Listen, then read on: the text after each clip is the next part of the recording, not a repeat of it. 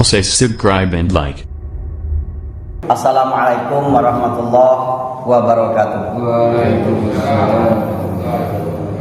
Alhamdulillah, alhamdulillahilladzi ja'ala sakinata fi qulubil mu'minin. Asyhadu an la ilaha illallah wahdahu la syarikalah wa asyhadu anna Muhammadan abduhu wa rasuluh. Allahumma fassalli wa sallim ala sayyidina Muhammadin wa ala alihi wa sahbihi ajmain, amma ba'du. Yang kami hormati Bapak-bapak, Ibu-ibu, jemaah salat subuh Masjid Nurul Hikmah rahimakumullah. Baik Bapak Ibu yang kami hormati, nah hari ini saya akan membincangkan tentang uniknya ibadah haji. Tema ini saya akan awali dari sebuah cerita. Kita ketahui ibadah haji itu adalah ibadah fisik. Karena ngapo, Bapak Ibu, pergi dari rumah, sampai di sana uang tawaf, kita melok tawaf, uang sa'i, kita melok sa'i, uang wukuf, kita melok wukuf, uang lempar jumroh, kita melempar jumroh. Kemudian kita tawaf terakhir, balik ke Indonesia ini, ibu tak katik baca apa-apa. Dia baik. Mau aku ngomong, mau aku. Nah, ya. Tidak katik ngomongan sama sekali, Pak. Sada hajinya. Tidak baca apa-apa dia. Sada hajinya. Sada. Sah. Karena apa? Itulah tadi Pak intinya, haji itu ibadah fisik. Jadi ibu jangan takut kalau nak umroh, ayah aku dah baca bacaannya. Jangan takut. Ya. Ini disebut ibadah fisik tadi, apalagi menjelang wukufnya itu. Wukuf itulah inti daripada haji. Kalau wukuf itu tanggal 9 Arafah itu, di sekeliling Arafah itu banyak ratusan Pak ambulan itu. Ngapa itu? Isinya uang sakit-sakit kalau itu, yang masih baca di bawah. Memang ada beberapa jemaah yang tidak baca di bawah, tak baca. Pokoknya dia baca di bawah, nak impusan, nak pernapasan, bantu pernapas oksigen itu masih baca di bawah. Oleh kenapa? Kalau dia tidak hadir di padang Arafah itu, hajinya batal, tidak baca, digantikan dengan yang lain. Lain dengan lempar jumroh. Lempar jumroh itu apabila tuh, aku capek nian. Tapi jangan capek. Aku ni capek, aku ni demam pula aku ni. Minta wakil ke baik. Boleh wakil ke dengan lakinya, wakil ke sama kawannya, wakil ke dengan ketua kloter. Baca. Pak, aku dah baca berangkat Pak, aku lesunya lemas. Ada aku ni, agak demam, aku ni panas tinggi aku ni minta wakil. Boleh diwakilkan. Cuma kalau wukuf tak baca itu, harus hadir di padang Arafah. Apa kita lakukan di sana? Duduk baik, pokoknya duduk baik. Tak? Nak tidur lagi tidur, tak apa, pokoknya hadir. Ini kan baik. Nah, tak kata bacaannya. Nak apa lagi Bapak Ibu, tawaf itu keliling-keliling itu, satu keliling itu doanya panjang-panjang gitu, beda-beda. Nah, tapi kalau kita tak maco dia, baik belok keliling baik, sah tawafnya. Nah, itu Bapak sekalian. Lemaknya ada. Nah, oleh karena itu Bapak sekalian, di sisi lain, walaupun dikatakan haji itu ibadah fisik, tapi ada satu cerita yang saya sampaikan tadi, mungkin pernah mendengar ya. Ini sekedar pengulangan kalau sudah mendengar, atau penguatan saja ya. Kisah ini dikisahkan oleh yang namanya Abdurrahman Abdullah Al-Mubarok. Nah, dia bercerita Bapak Ibu. Dia bercerita, kakek Bapak Ibu tengoklah apa dia hikmahnya ya. Luar biasa Pak. Abdurrahman Abdullah Al-Mubarok, dia pergi haji. Tidak naik pesawat. Oleh karena usanolah. Pacak dengan unta, pacak dengan kuda. Kemudian begitu selesai melaksanakan tawaf ifadah namanya. Tawaf itu banyak. Ada tawaf kudum, begitu kita datang namanya tawaf kudum. Begitu kita nak selesai namanya tawaf wadah namanya terakhir. Ya. Nah, jadi begitu setelah melaksanakan tawaf ifadah, tawaf rukunnya, capean Pak, lemas dia, tertidur. Dalam tidurnya itu beliau bermimpi. Apa mimpinya? Mimpinya ada malaikat turun di pucuk Ka'bah,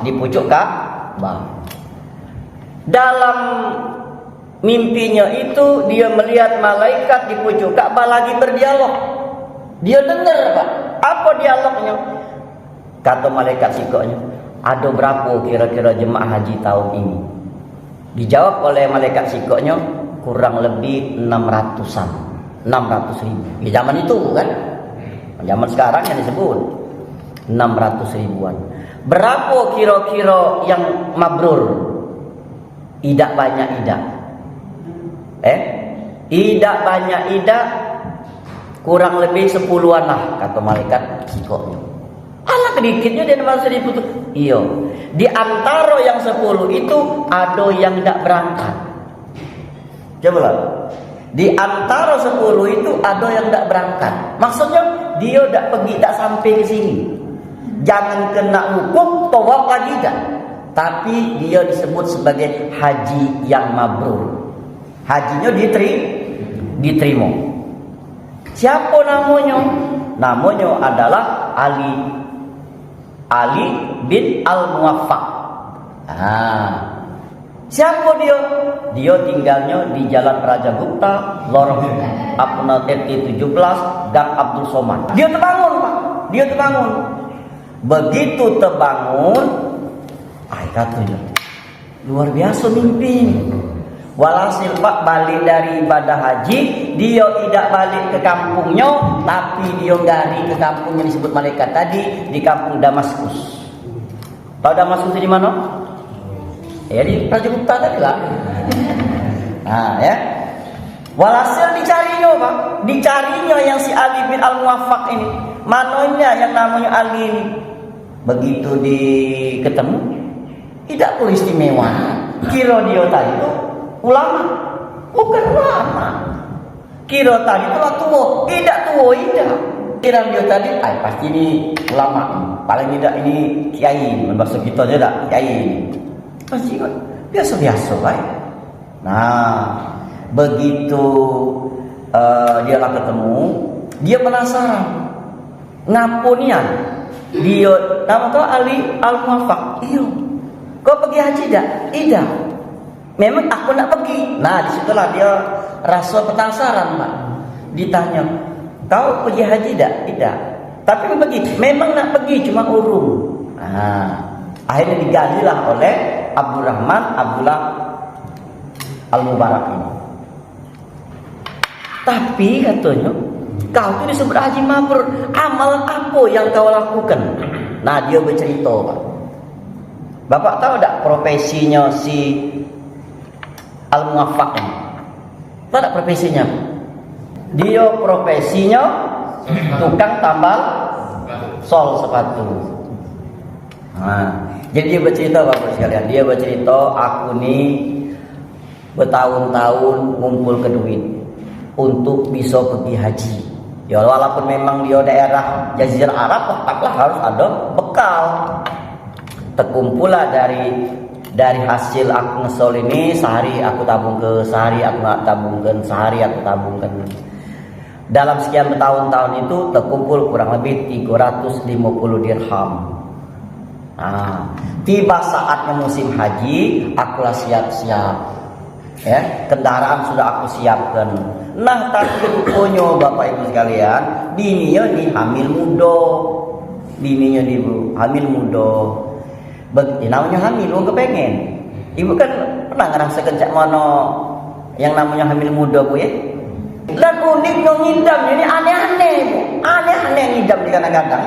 Barangnya tak kati, barangnya langka nak minta itu. Tapi dia baca tidak. Mau tak dapat, pinces kaki udah yang itu. Nah, Jadi walhasil apa yang diidam oleh si bini si Muafak ini?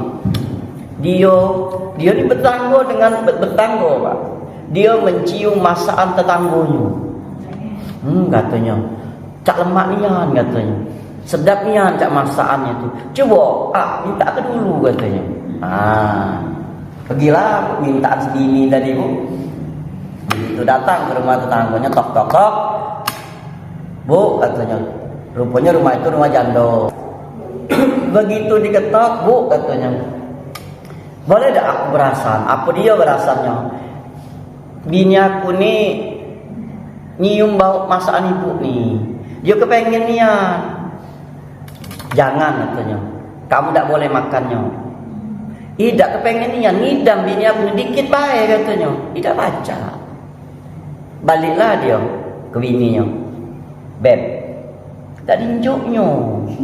Wih kak, katanya mak mana dah dinjuknya. Anak kamu dia inces kayak. Nah, proses main itu Bu bolak balik kok 3 kali.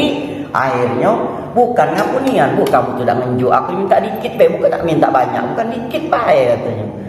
Pak, katanya makanan ini halal untuk kami, tapi haram untuk kamu. Bingung Pak si Muafak ini. Ngapa model macam itu? Pacak-pacak halal untuk dia, haram untuk kami. Mana itu ceritanya? Nah, rupanya diceritakannya lah. Kami ini tahu dewek, Pak, katanya aku nih. Aku ini kan jando, gawian belum ada. Anak aku ini nak makan. Udah urung nak makan tuh. Nah, akulah berusaha tapi tak baca. Balik dari pasar, oleh karena aku udah dapat gawian tadi, aku nyingok bangkai. Nah, bangkai itulah Pak penyebabnya itu, Pak. Jadi ada bangkai, jadi aku ambil, aku potong sedikit, aku masakkanlah untuk anak aku. Dengar itu Pak, siap Muafak ini terkejut bukan main. Tidak banyak ngomong lagi, dia balik ke rumah. Diambilnya tabungan 350 dirham tadi, diceritakan Pak 350 dirham untuk pergi haji ini tadi, dinjuknya galo-galo Pak. Tidak separuh, dinjuknya galo-galo. Nah kamu itu buanglah itu tuh, katanya tidak usah kamu makan, ini dia belilah keperluan kamu. Duit ini mbeklah galo-galonya. Nah, alhamdulillah ini tidak protes tidak. Termasuk bini soleha bini ini. Tak bini soleha tak. Aku yang tahu tinjau ke kau tahu tak. Nak kata cerita tu nak kata. Ha? Ini marahnya paling tidak ada. Uyan kau. Itu kerja itu Tidak. Akhirnya sekalian, inilah ternyata yang menyebabkan Al-Muafak ini tidak pergi haji, tapi dia terhitung sudah diterima oleh Allah hajinya sebagai haji yang mabrur. Kira-kira Bapak Ibu sekalian, apalah hikmah daripada yang kita ceritakan tadi? Yang saya beri tema tadi, uniknya ibadah haji itu.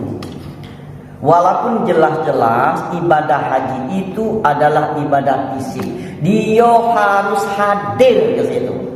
Tapi dengan cerita ini tidak hadir. Yang dapat kita ambil petik pertama adalah lihatlah bagaimana Allah melepaskan haknya untuk memberikan kesempatan kepada hambanya untuk melakukan hal yang baik kepada sesama. Karena sesungguhnya yang namanya ibadah haji ini adalah vertikal dan horizontal. Vertikal itu langsung ke Allah, dia harus hadir di depan Ka'bah itu. Horizontalnya adalah sesama dengan umat muslim seluruh dunia. Mereka bersilaturahmi, mereka bertemu dengan pakai pakaian sama, tak kata yang pakai baju orang-orang ini tak kata wong apa namanya tawaf tak kata. Pakai baju putih galau dan tidak berkantong. Sama pecah. Kapan? Kain kapan sekalian? Sama. Nah, apa maksudnya? Saya katakan Allah melepaskan haknya. Kita tahu haji itu adalah kewajiban yang kelima, rukun Islam. Walillahi 'alan nas hijjul baiti man istata'a ilaihi sabila. Jelas itu. diwajibkan oleh Allah kepada kamu untuk melaksanakan ibadah haji manis tatoa, apabila mampu kamu menjalaninya. Nah, Allah melepaskan haknya, Pak. Biarlah kau dosa pergi.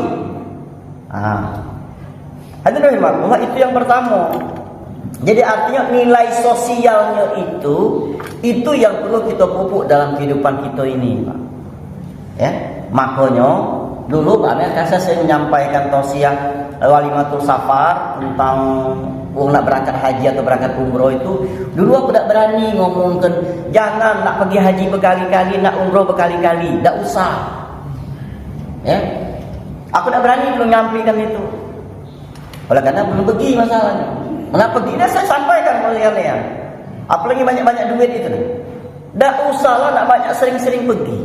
Alangkah baiknya dia jingok dia siapa yang kira-kira yang pantas untuk diumrohkan, syukur-syukur untuk dihajikan. Dia pahalanya dapat, pahalanya sama uang yang pergi. Dia capek tidak. Nah, jadi ibu sekalian, baik itu haji maupun umrah, kadang-kadang tidak. Alasan uang ini, alasannya apa? Alasannya biasanya rindu dengan Ka'bah. Apalagi kadang-kadang, mohon maaf Bapak Ibu sekalian, uang pergi haji itu tidak menjamin dia sampai ke sini mabrur, Pak. Sering itu dengan kata mabrur ya. Al hajru mabrur laisa lahu jaza ila jannah. Haji mabrur itu tidak katik balasannya kecuali surga. Nah, jadi Bapak Ibu sekalian, jadi yang disebut dengan keunikannya di situ, Pak. Jadi pertama, Allah melepaskan haknya, Pak, untuk biar di masyarakat kita ini ada namanya saling peduli itu nih, Pak. Nah, jadi keunikannya itu adalah sikok lagi buat sekalian. Haji ini ada kadang-kadang ini, Pak. Ngapa belum pergi haji? Belum panggilan. Memang benar, Pak, di satu sisi. Ya. Kalau soal panggilan, kita lah dipanggil ya lo. Tinggal nunggu antrian baik sebenarnya. Jadi kalau panggil itu sebut, ngapa belum haji, belum panggilan? Di satu sisi benar, tapi di satu sisi salah. Tergantung juga masalah macam mana. Kalau dia omongkan belum panggilan, sebutannya ngajak, bukan Pak. Dari zaman Nabi Ibrahim kita sudah diseru untuk masyarakat ibadah haji. Tinggal nunggu giliran. Haji itu bukan duit semata, bukan finansial semata, Pak. Banyak orang berduit. Tahun ini Raffi Ahmad tidak jadi pergi. Siapa lagi, Bu? Tidak jadi pergi ini? Tahunnya, abdinnya kita. Iya. Bain Wong tidak berangkat. Padahal Bapak Ibu sekalian, si Raffi Ahmad itu dia punya jet pribadi. Dia pacak dia pergi, Pak. Nah, kaget kan? Hari Selasa dia pergi ke sana. Oleh karena apa? Haji itu cuma 6 hari, Pak Haji. Ibadah haji itu cuma 6 hari. Jadi tanggal 8, 9, 10, 11, 12, 13. Selesai, Pak. Balik. 6 hari cuma inti ibadah haji. Nah, tapi Raffi Ahmad punya jet tak pacak, Pak, dia pergi. Tak. Baik uang, duitnya banyak, bagi-baginya, Pak, dengan masuk dalam media sosial dia, banyak, tak pacak pergi. Bukan duit semata, Pak. Duit banyak, tak pacak pergi. Duit ada, dia sakit. Ini kadang-kadang, Pak, ada banyak kejadiannya itu lah di asrama haji, Pak. Di asrama haji ini sudah, lah tinggal berangkat, Pak. Tuh sakit. Bininya ke bandara, menurut ke bandara, yang sikok ke rumah sakit. Kenapa? Lah di sana juga. Oke, lah di sana, Pak. Lah di sana ini nih. Lah di sana. Sekarang ini kalau hari Minggu ya, hari Sabtu kemarin saya terbaca itu lah 60 jemaah haji yang meninggal. Belum haji padahal lah 60. Artinya lah nyampe ke sana baik, belum bagian itu tidak bisa. Dan sebaliknya Kalau bagian kita nak haji ataupun umroh, kalau ada bagiannya Pak, insya Allah ada jalannya. Sebagai contoh sekalian, mungkin dari anak, mungkin dari cucu, ya kan? Ada kori yang kecil dari Bangka itu dibawa oleh dia pergi hajinya tidak melalui reguler Pak, dia melalui undangan rajo. Ada reguler ini yang kalau kita Indonesia ini, kalau sekarang kita daftar 24 tahun lagi baru berangkat, itu reguler. Ada lagi yang namanya ibadah haji plus, tapi bayarannya Global. yo berlipat-lipat. Sekarang ini paling kecil 210 juta, paling kecil.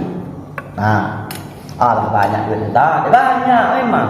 Jangan perlu ngitung kantong gitu, ada. Jangan mikir apa sekalian. Ada lagi yang namanya haji puroda, lain lagi Pak. Haji puroda ini sekarang hari ini tahun ini berangkat, tahun ini naftar, tahun ini berangkat. Ada lagi Pak. Mana haji plus baik daftar tunggunya 6 tahun Pak. Bayangkan Pak. Haji plus baik daftar tunggunya 6 tahun di Indonesia ini. Nah, haji puroda yang tadi itu tahun ini daftar, tahun ini berangkat. Jadi kami tak dari jalur mana. Nah, makanya Bapak-Ibu sekalian, yang niat itu penting. Niat itu penting. Urusan kage nak sampai apa tidak, nak ada antriannya ketemu apa tidak, usahakan nak antrian kita ke haji Pak. Saya pernah kecil Pak antrian SPBU, ya kita lah antri panjang-panjang, pas jalan gitu habis Pak. Pernah tak kejadian? Pernah tak? Nah, pernah kan lah? Nah, apalagi dia haji di sana, pas jalan gitu, rojiun, nah itu, ya. Ini bagian tadi Bapak-Ibu sekalian. Nah makanya saya ingin tegaskan sekali lagi. Jangan lepas daripada niat, ya. Tapi tentu saja niat ini nak dibarengi dengan usaha. Macam mana usahanya? Ya macam mana usahanya itu? Si tukang sosmed lagi baca.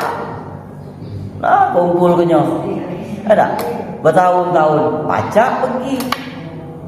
Artinya apa? Di situ ada nilainya. Ada cerita dari cerita tadi, nilainya adalah tidak hanya sekedar niat, tapi ada usaha. Dia nabung. Nak nabung manual jadi, nak nabung dewek jadi, nak nabung di bank jadi. Yang penting, nah disitulah batas manis tatoannya. Batas kemampuan kita. Cuma kalau sekedar, apalagi lah cik hati duluan. Dem lah. Banten lah tua. Duit tak ganti dem lah. Nah yang model main ini Bapak Ibu sekalian jelas Pak, tak sempurna Pak model main itu. Kita ni pandai saya katakan paling tidak kita adunya ya Allah Tuhan, kita berdoa dengan Allah. Ya, sungguh mudah bagi Allah untuk menghantarkan kita untuk pergi sana. Sangat kecil sekali Bu, kecil nian itu tu Bu. Ada kecil nian. Ya mana tahu barangkali, mana tahu ada. Raja Salman yang sekarang raja di Arab Saudi situ, dia mimpi lah. Coba cari yang namanya Pak Amir di Skojo sana. Siapa tahu ada. Nah, ini mengandaikan. Nah, bayangan ke sana Pak. Istimewa. Kita tidak nak berkilo-kilo dari Masjidil Haram, malah di pinggir situ lah. Siapa yang tahu? Nah, makanya jangan lepas kita untuk berharap. Ada baik, sangat mudah bagi Allah untuk membuat kita sampai ke sana. Nah,